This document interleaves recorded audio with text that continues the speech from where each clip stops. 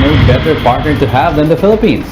That's what U.S. President Joe Biden told his Filipino counterpart, President Bongbong Marcos, as Biden welcomed Marcos to the White House. Biden also reaffirmed America's ironclad commitment to defend the Philippines, particularly on the territorial row in the South China Sea. The United States also remains ironclad in our commitment to the defense of the Philippines, including the South China Sea, and we're going to continue to support the Philippines' military modernization. For his part, President Marcos said that the relationship is essential, especially as the Philippines faces rising tensions with China at the South China Sea.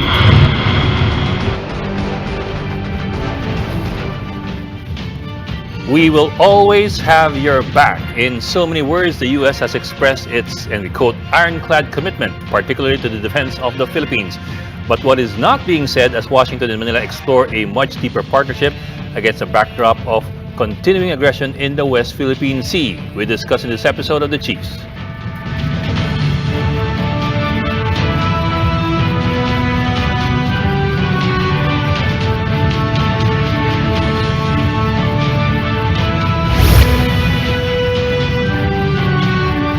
Welcome to this episode of The Chiefs. I'm Ed Lingao. With me tonight in the studio, Robbie Alampayo of One News, and of course, Lucy Cruz Valdez, the head of News 5. Well, happy weekday.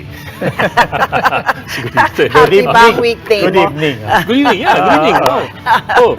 Dami magandang stories coming from the US visit. Ang daming stories. Well, first of all, I mean, malayo na tayo sa pivot to Asia. Nasa ironclad na tayo. But again, that's the word of the week, ironclad. Same thing with pivot, di ba? What exactly does that mean? There you go. Yung paghihimay ba parati nagkakagulo sa paghihimay And yun nga, it's an ironclad commitment by this administration, but this administration will last until next year na lang. But hindi naman, baka naman ma-extend. Yeah, but you don't know And you know, pabago-bago yung policies ng administrations as they go along doon sa West Philippine Sea and the MTT. That's right. Yeah, that's true. And I mean, to that point, parang we will have to watch this unfold, not just how it's expressed here, but how it unfolds in America. I mean, that's the reality here. This will not exist in a vacuum. In the end, they will have to look after their own interests and the interests of their own public. Of course, I'm wondering how much of the Philippine factor actually fits into their grand plan for the Indo-Pacific region. You're not even really sure whether, you know, where you are in the list of priorities. Yeah. But let me throw in a monkey wrench here. We're always asking what can we expect from the US kung magkagulo sa West Philippine Sea. Based on the MDT. Right. But the MDT is a two-way thing. Yes. What are we obliged to give the US if there's a conflict so in Taiwan? what are you saying? Pag kami Taiwan, anong MDT gagawin nating support, di ba? Any attack on any of the forces of the two countries should be considered an attack on your own as well. Yes. So kung magkagulo sa Taiwan, atakihin yung US vessels and US aircraft. Pero I mean, pero if you reread the Mutual Defense Treaty, ang nakalagay doon is each party may request. It's not even really a must. But then, of course, when we talk about Mutual Defense Treaty, as you said, we're talking about the United States right now. In particular, we have other agreements, and to something that you said, Indo-Pacific. Yes. The context for the Philippines and for the larger international community extends beyond America. Right. We're of course talking about America right now, but if you talk about the Indo-Pacific framing of it, then we also have to take into consideration the interests of Australia, malaki of Japan. Malaki yun, di ba? Hindi na lang yun West Philippine Sea for sure. That's not just South China Sea. Yeah, so Dami at pag-uusapan not just today but in the next few days about this visit and the implications on us and on them. Right. Okay, we will talk about President Marcos's visit to the U.S. some more with our guests tonight. The Chiefs will be right back.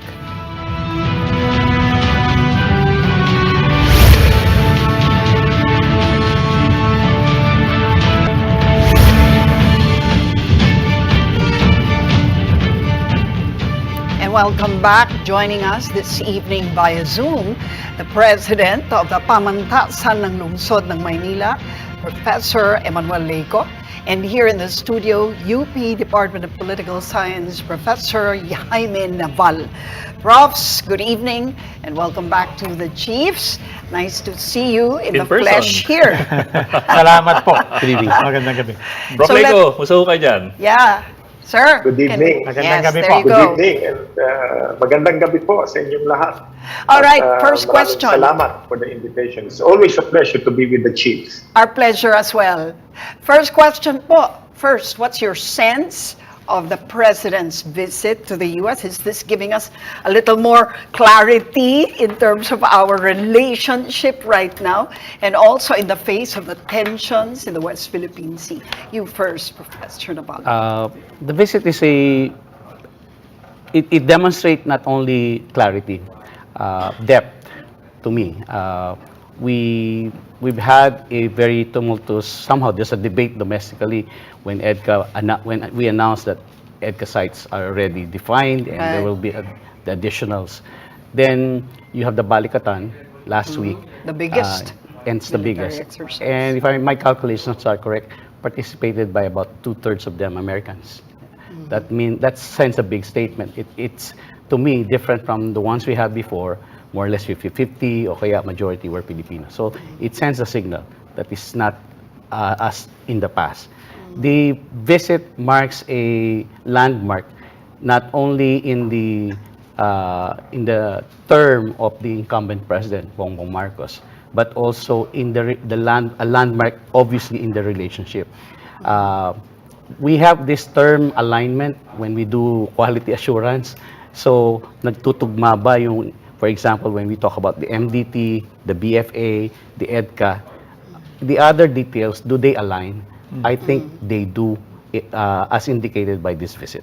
So, the visit is a coup of sorts because it would it sends a message. Okay, which particular alignments are you referring to that were not clear before, that are now made clear by this visit? We often would hear critics of the MDT that we don't know how committed America is to coming to the defense of the Philippines Right. in case we are threatened.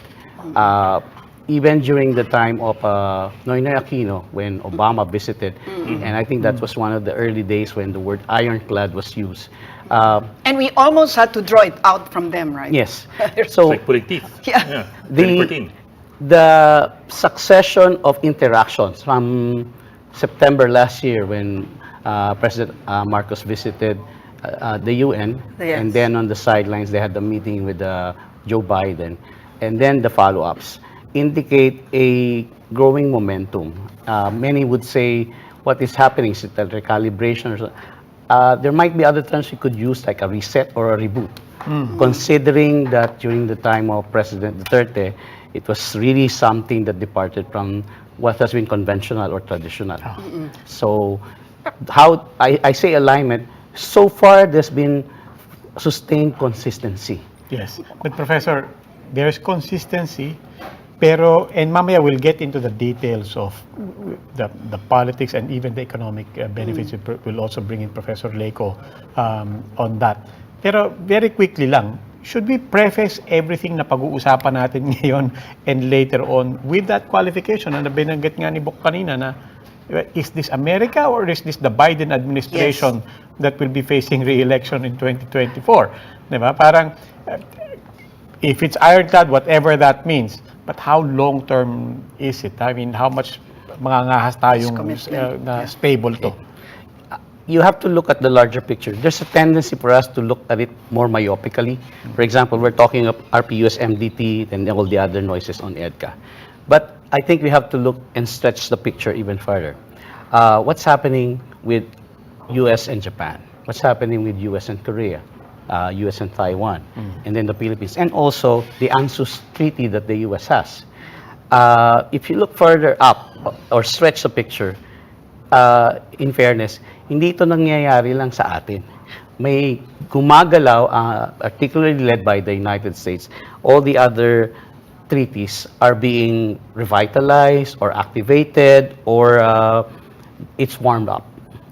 So, and that's my bigger concern. We might be too parochial in looking, oh, sa Pilipinas, talaga bang security lang natin o hindi. Remember that it takes at least two to tango in a treaty. We've been asked, so for those who doubt it, and I'm one of those who would doubt, kasi they have to show greater commitment and details in that commitment. But right now, in the same way, how committed is the Philippine government to the MDT? In the same way that we asked and even require the United States, rightly so, how committed are you to the MDT?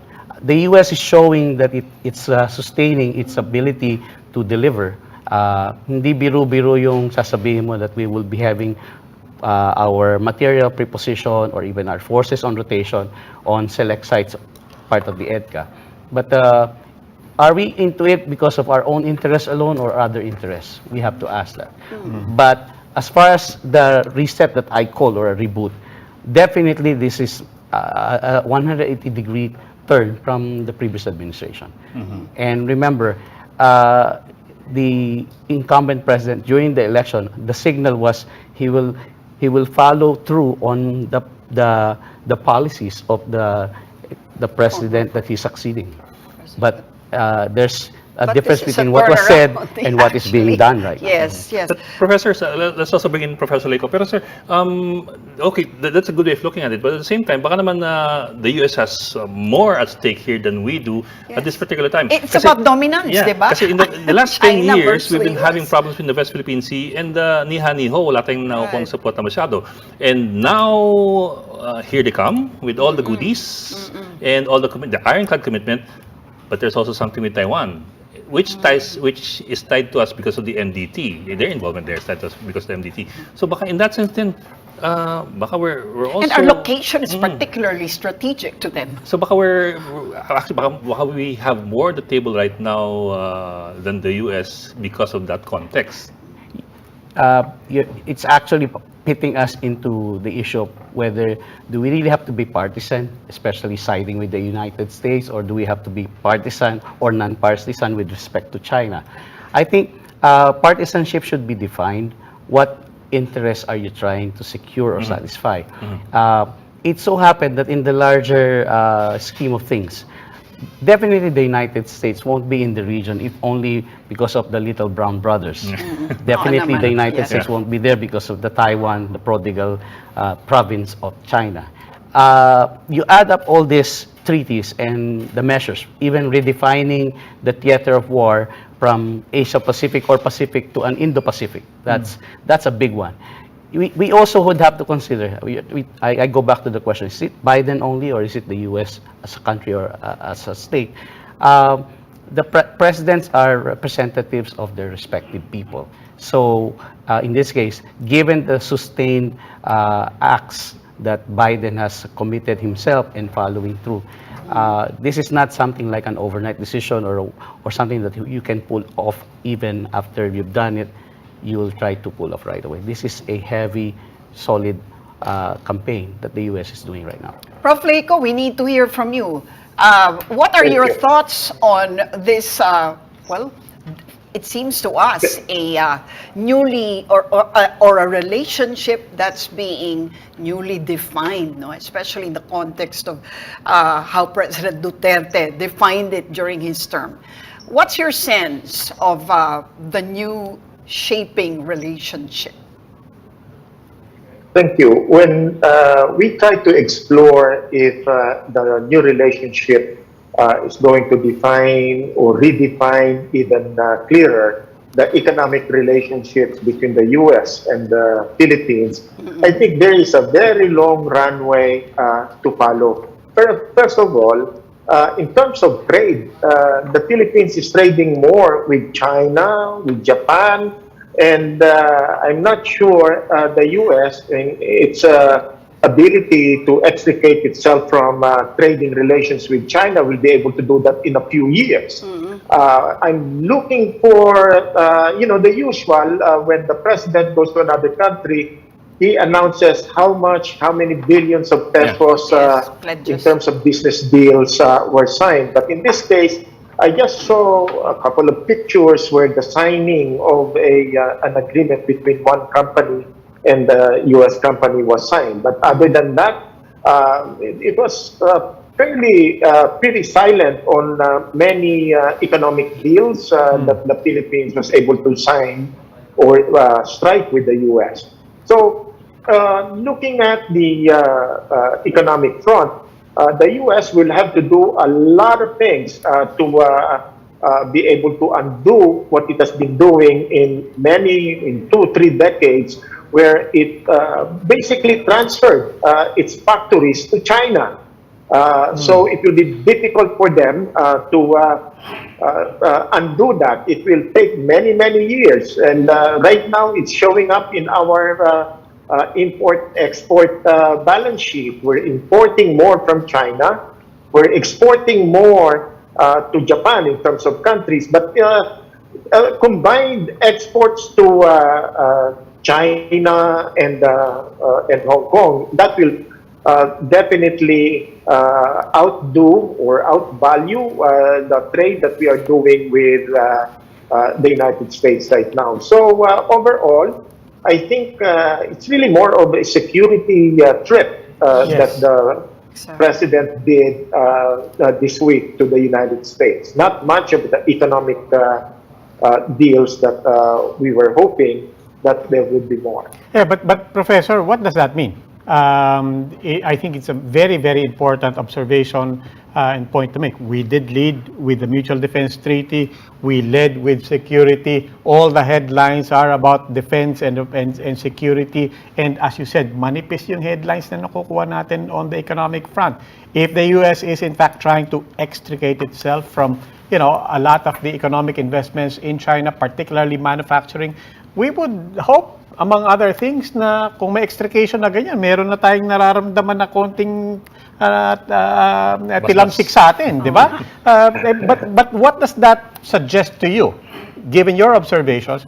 What does it mean in terms of the agenda of President Bongbong Marcos and in terms of how Washington really sees all of this? I think the President Bongbong will have to spend more time and effort in defining our economic agenda when it comes to relating with the United States. First of all, many of our imports and even our exports go to countries other than the United States. And I think that was the plan or the design of the new economic models of the United States, where it transferred its factories to low-cost sites like those in China. But even the United States still not able to transfer out of China. But so Prof, for the Philippines, this will be a good opportunity. You want the Philippines to be your partner. We want to be a partner in terms of our economic interest, and that will mean that if you come to the Philippines, you make sure that there will be more jobs and more equal and fair economic relationships, unlike those that we had in the past, where imports coming from the other country and our exports are coming from low-value products. So I think this is the opportunity for us to strike a balanced economic relations with the U.S. okay, alongside that, the United States has started to plan what it's called a first of its kind trade and investment mission. What do you make of that? That has not been defined during the visit, but that's what the U.S. now plans to do, to embark on a first of its kind trade and investment mission. What would that be? No, nobody has defined it precisely, but what do you see that to be, and what should it be if you are asked? If I may, I think what it should be. First, the Philippines will have to define where we are competitive. What kind of relations, what kind of economic activity do we want to put forward? I don't think becoming a BPO or a call center for the companies or for the economic system of other countries will be a good one for the Philippines. I think the Philippines, first of all, will have to define its own agenda. Where are we competitive? Definitely being a voice of the customer service of the U.S. companies will not be a good one for the Philippines. But right now, I think we have to start entertaining how are we going to place ourselves in the AI, GPT that is currently emerging. And I think that is an opportunity where we are good at. I think in terms of software development, the Philippines can play a very important role there. When it comes to AI, I think we can be a good AI hub. But definitely, if we start looking at or going back to the old model where we are providing raw materials to the US and then we are importing finished products from the US in an unbalanced trade, that will not be good for the country. So right now, I think before we start talking about trade relations with the US or any countries for that matter, we have to make sure where we are competitive and where we can strike a good balance of trade with other countries. And this is a good opportunity because the US itself is saying that they're going to send trade and investment mission. Where are they going to invest? Where are going to what kind of trading are they going to propose to the Philippines? But before we entertain that, we have to make sure that we know where we are competitive in. Okay, Professor Naval, bring this together again for us. The economic side, on the one hand, the opportunities there, the levers we can pull. On the other hand, the security that also provides leverage for us to be in some kind of bargaining and negotiating position with Washington. I'd like to go back in response to that, to this joint statement of the two chief executives. And if you follow the progression of the joint statement, schematically and topically, it's very heavy first on the initial part, on the South China Sea, and the MDT, and related items. What comes next would be something related to investment, trade, and the like. Presidential Trade and Investment Mission, that's the term I think that they were using. So it is, if you read and try to distill from those from the statement, so from security, economic relations, human rights is on the latter part.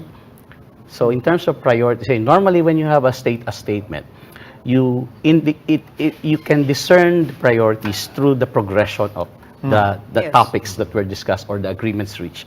So I'm not an economist, but reading content analyzing this, you have this, it becomes quite evident. It's not really a trade mission. It is not there to promote economic relations primarily.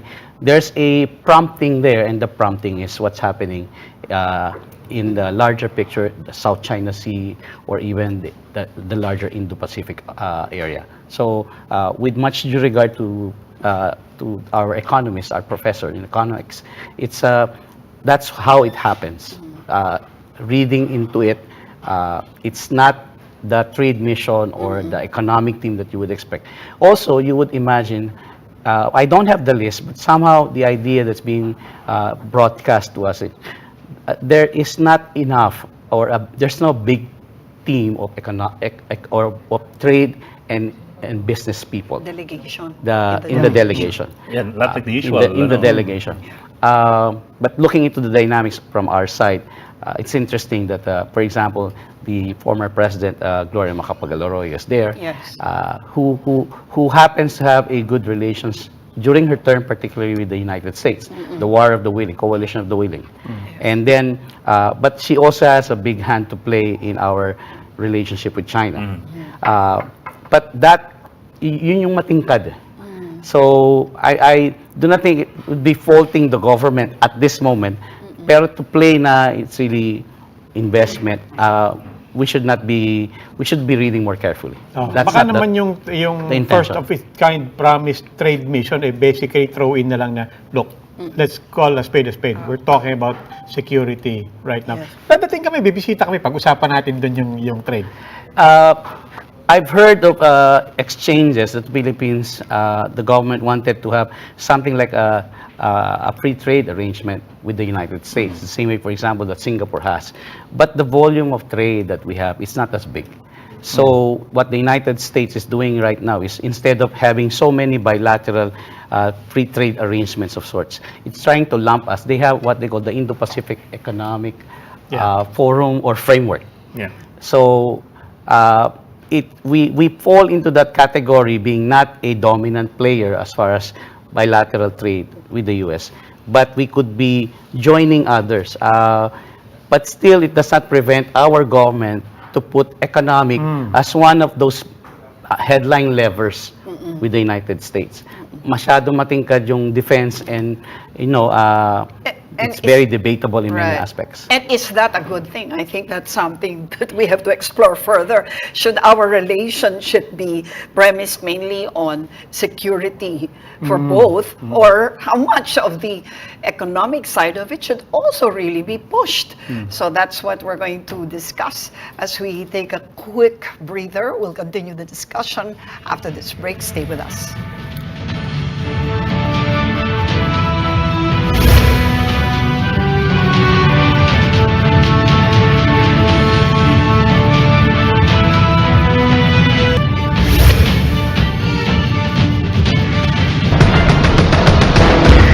States is sending a trade and investment mission to the Philippines. I announced today that I'm sending a first-of-its-kind presidential trade and investment mission to the Philippines. The mission, which will involve high-caliber business leaders, aims to boost American investments in the Philippines.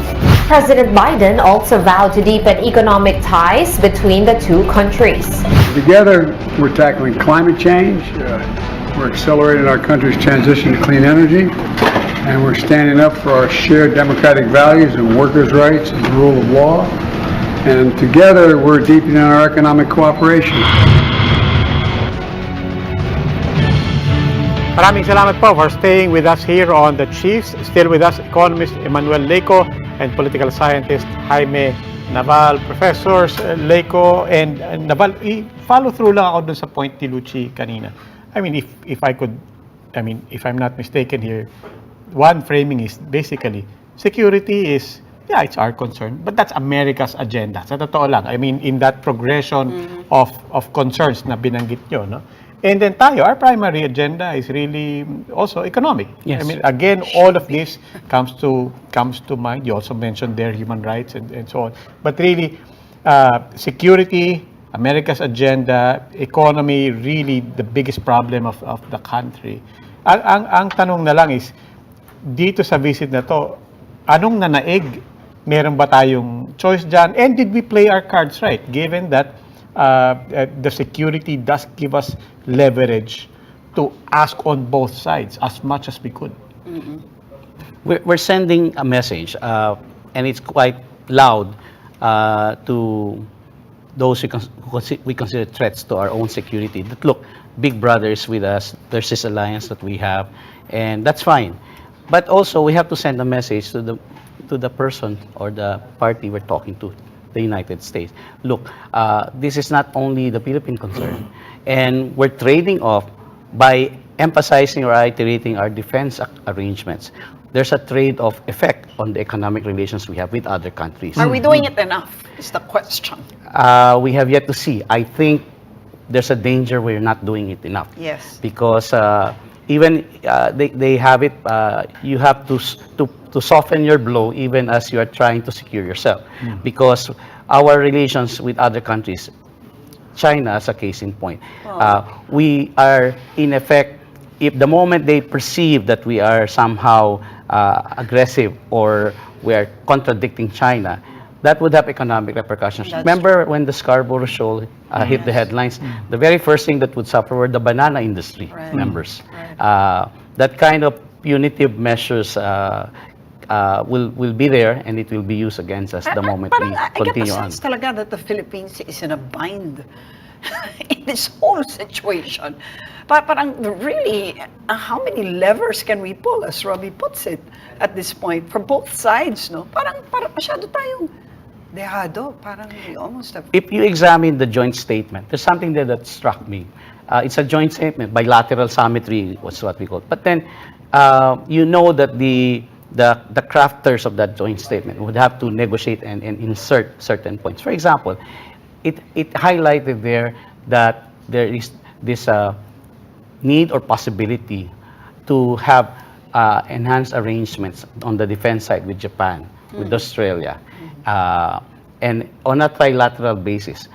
This is moving away from our previous idea of a United States. Pagka United States, it can stand Tayo on its dapat. own. Yeah. But now it's like saying, I'm here to help you, but we're also soliciting the help of brothers in the region.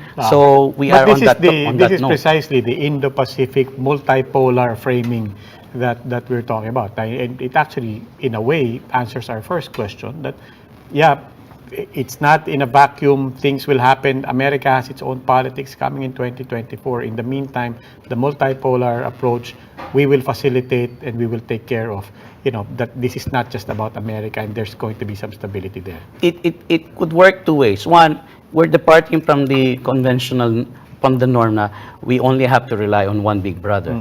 It somehow sends a signal, look, we are a team. It's like a basketball team. You have the center, you have the guard, and you have the forward. So, but then the details should have to be threshed out. We have to see, and the Philippines should have to articulate clearly what it really wants, not just echoing what the United States wants. Sir, let me tweak that question a bit. Now that we have some sort of leverage with the U.S. because of what seems to be developing in Taiwan, they've been talking about the possibility of negotiating or redefining what's in the MDT. What do you see there that we need to clarify or evolve? Or, To use his I mean, word. it's The since term 1951. it hasn't evolve changed. is somehow sends shivers down my spine. When you say evolve, you're thinking of ano to, magta-transform ba to, mag-mutate ba to? The same with ironclad. The use of the metaphor is important. No less than the U.S. ambassador, I heard in one forum that we were both in, she reiterated the issue of ironclad. When you talk about ironclad, yeah, it means it's covered with iron, with steel, and so strong. It sends a message of steeliness. But then remember that iron gets rusted. So the metaphor can have its other negative. Yeah. It's a natural devolution. Professor Leko, sige, let's swing to economics again. One is, do you just accept that as the given right now, that everything really just shows that, look, this was really not a trade mission to start with? Notwithstanding that, we do get some commitments.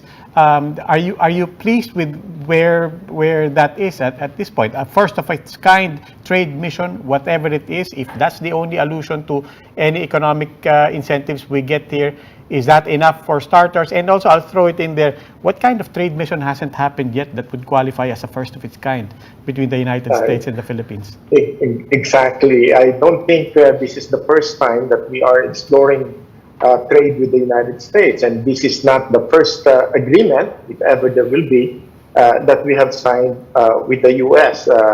From many decades ago. We've been signing trade agreements with the U.S.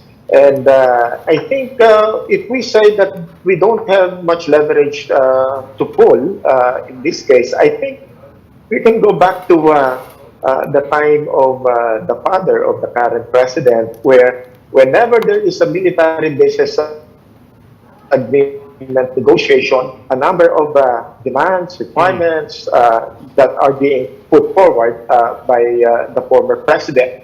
So I don't think we can just say that we are a recipient. The U.S. Definitely needs the Philippines in its defense or whatever military strategy that is entertaining. But the Philippines cannot just say, it's okay, whatever you want, you can do it here. No, you cannot.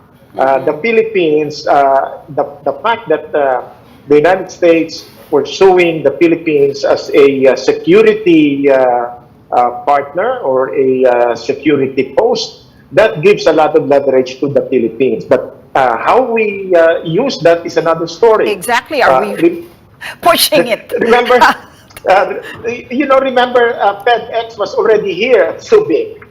but Clark Air Force Base. Yeah. But they had to leave the Philippines because whenever the FedEx cargo plane comes in, it's full.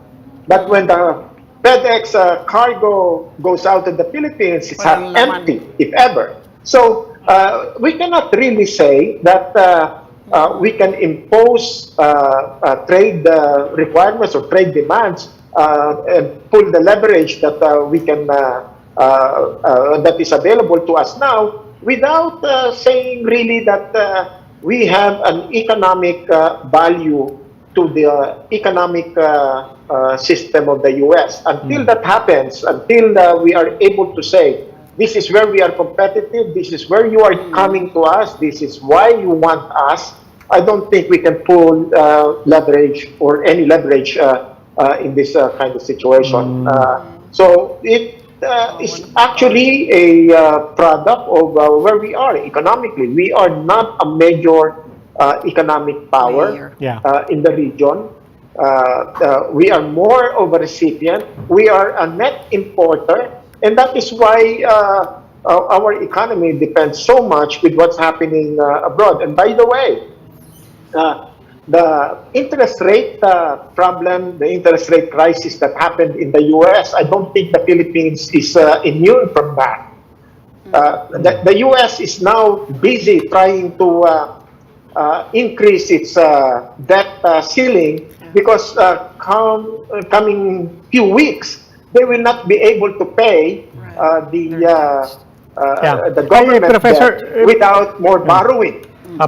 Professor, I think it's an important and fascinating reminder from you. Di ba? But we would have more leverage if we were a more developed, more integrated economy, not just within ourselves, but really plugged into the rest of the region at the very least. Given that, and given weaknesses there, our leverage still really just boils down to security, just the misfortune or the fortune of being caught up in this boiling room. Saklap naman Diba? nun. But I guess the question na lang is if that is in fact the primary or if not the only leverage, it still begs the question, are we giving enough value to that point? Are we giving enough? using it Are we to using the it enough? utmost? I mean, to Yeah. ano? We have to. There's one thing that's not discussed yet in the exchanges, which is the role of ASEAN. Interestingly, one of Leon Marguerero, one of our secretaries or Secretary of Foreign Affairs during the 1950s, if I'm not mistaken, he pointed out that there are things that would be constant and even permanent. Our relationship with the United States is very important. Started in the 1890s, but we are part of Asia. We cannot do away with our relationship with our the other Asian nations. The ASEAN is a very important chip and a very important regional association for us not to miss it. When we talk about using our cards, it's fine we're using the United States, part of our features in this grand strategy, but it should not be the United States alone that is the strategy that we count on. That is part of it. That would be bilateral and some multilateral. But you have to stretch even the strategy. We have to coordinate our efforts as far as South China is concerned and even dealing with China with our colleagues in the Southeast Asian Association. You cannot do away with that. Are we doing it? Are Are we taking the most active possible active role? I am not in privy to ASEAN? what the DFA particularly is doing as far as the ASEAN, because what we hear or read from the press is the controversy or the significance of this commitment, MDT and EDCA and the like, with the United States. But even at the back channeling, we have to coordinate. Vietnam is a beneficiary, and even Malaysia and the other claimants of our 2016 PCA arbitration. Yes. And that is something we could coordinate. But how are we doing that? We may have to do more with the DFA Professor, side. honestly, when we ask experts such as you about ASEAN, we tend to hear two things. One is we have to bring ASEAN to the table. We have to bring ASEAN as a player here. And then on the other side, ASEAN, wala yan. Huwag niyo walang pansin, walang nangyayari dyan. Bukod sa hiwa-hiwala, you take the blocks of Cambodia, Laos, and so on. These are... And no one has really expressed support when we most need it for the arbitral tribunal and what it really means as far as dealing with China's aggression. If you consider that in a family, brethren will have different perspectives too. But I think the biggest debacle and miscue that we had was right after we were awarded, the PCA awarded that 2016, that we were right in most of our claims. And then the administration of President Duterte turned the other way around, kept quiet, and even broadcasted it's just a piece of paper. You cannot blame our ASEAN friends. They don't know what we're signaling. What is your real position? But if at this moment, particularly that the past is past, not only do we have to relate more clearly with our treaty ally and the others in the Quad, but even more so the same even at discrete back channel measures So you're still with confident ASEAN. that whatever trepidations or questions we have about ASEAN, or at least over the past 6 years, it was not about ASEAN. It was really about the Philippines specifically. It's It was about about us, President Duterte. how we communicate with ourselves. But are we referring to ASEAN as the group or the ASEAN members as individuals? Because in the end, ASEAN as a group, ang hirap magkaroon ng consensus. Yes, because there's a de We have facto unit disputing veto in claims ASEAN. to And begin diba, you're with. not supposed Yeah. to offend each other. You could divide ASEAN, the claimants and the non-claimants. Yes, sir. We should talk with the claimants more seriously. And then hopefully we could first a unified position. Hindi naman kailangan sa ASEAN summits or sa ASEAN formal meetings mo kausapin. We have to make extra effort to talk to them individually. Yeah, so and then as a individual group. allies. The problem with many ASEAN and China meetings is it's good that this is in public. We think it's an ASEAN-China meeting, but there is no collective ASEAN meeting before we meet China in most exchanges. They have to talk bilateral, before they talk to China. So there are things that there are spots that you could do some more cooperative way, and even despite the looseness or even somehow inefficiency that we see on ASEAN, there are bright spots, but we have to do our homework. Professor It's not a dead Leco, as far as pushing naman the economic agenda within ASEAN, is there something that ASEAN can do for us?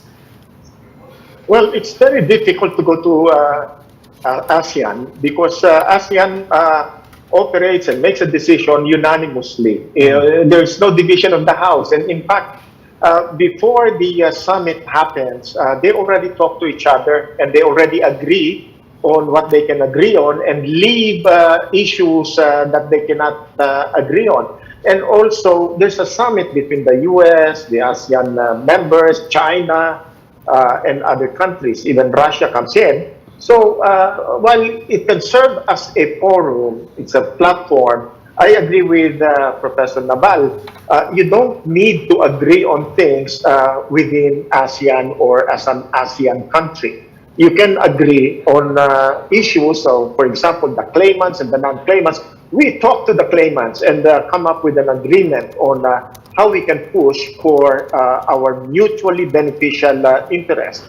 And then when it comes to economic interest, remember, the economy is competitive. It's very difficult to say that we are together with Vietnam, Thailand on economic issues because we compete for the same thing. Okay. So I think the Philippines will have to do its homework. Let us define our competitiveness and let's focus on issues that will benefit us more than the other parties. Okay, could I zoom out a bit if you don't mind? Asking the political scientist and the economist, all of this is happening, of course, as we prepare for the first anniversary of the elections last year. In other words, we're coming to marking, well, technically not the first year of the entire full term of President Marcos, but it's an important time to assess. It's certainly a convenient time to ask you, what do you think so far of the first year of President Marcos? Well, the foreign policy side has, we've witnessed good strides. As I said, the reboot is something, and it's being sustained. But there are other issues in our foreign policy may not be central at the moment, like when we talk about ASEAN, Myanmar lies there as an issue. But you assess a presidency or the tenure of a leader not only on the foreign policy side, but even on the domestic. Right now, I could think what I could think of. I have not seen a president before who has already spent nearly a year, and a number of the pivotal departments are still in acting capacity. Sorry, maybe this is to press on or wrap on the administration. Maybe we will see some We've not movements seen in the near future. We've not seen so much losses in sibuyas, in sugar, in rice, and even in pork in the past, and it's happening, occurring under his watch. Maybe it's high time that those acting secretaries or OICs would receive their trusted officials, and they would do their job in the process. Sir, let me put it this way. The President was telling overseas workers, come home to a better Philippines. That's a good one. Let's see how it's operationalized. So mag-1 year pa lang naman eh, but given how that 1 year has developed, both professors, is it a better Philippines? When we talk about the term hitting the ground running, and that means even before you assume office, nakapwesto na yung transition, and when you've taken your oath, it's as if naka-rev up na yung machine mo. But when you have acting secretaries, what is being hit there in the ground? You're entrusting it to people who could not make a deliberate or decisive judgment, because there's a Damocles sword on their neck, and that's dangerous. They're not given the trust that they must have in order to be accountable at the same time. You give someone authority, when you give someone a duty, you give them the accompanying authority. That seems not to be it. So, heads up lang. Yeah, Professor Leico, your thoughts? If I may offer my fearless forecast.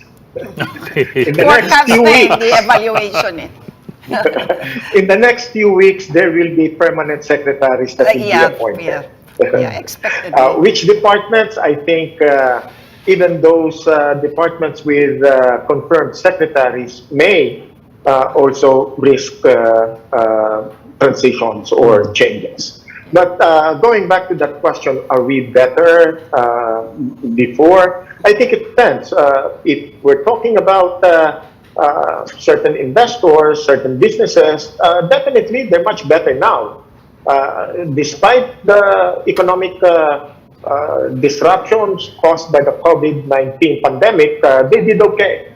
But if we look at where the common people or the wage earners are coming from, they're coming with a much deteriorated purchasing power, and that is because of the continuing increase in the prices of the prime commodities. And I think that should be the basis for saying, are we better off or are we not? That should take the position or the perspective of where most of the voters came from.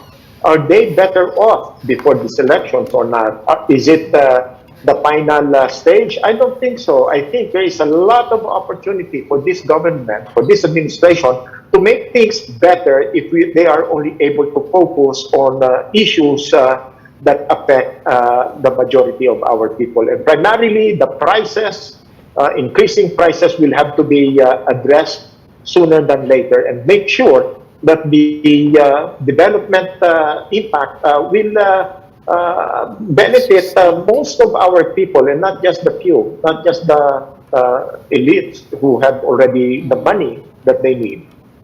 Okay, Professor Emmanuel Leico ng Pamantasan ng Lungsod ng Maynila and Professor Jaime Naval ng University of the Philippines. Sirs, maraming salamat po. Thanks, sir. Thank you, Prof. Leico. And that's it. That's all we have for the Chiefs for this episode. We hope it's discussed. We'll keep the conversation going. Ako po si Robbie Alampay. I'm Lucy Cruz, Valdez of News 5. I'm Ed Lingao. We are One News, all sides, all the time.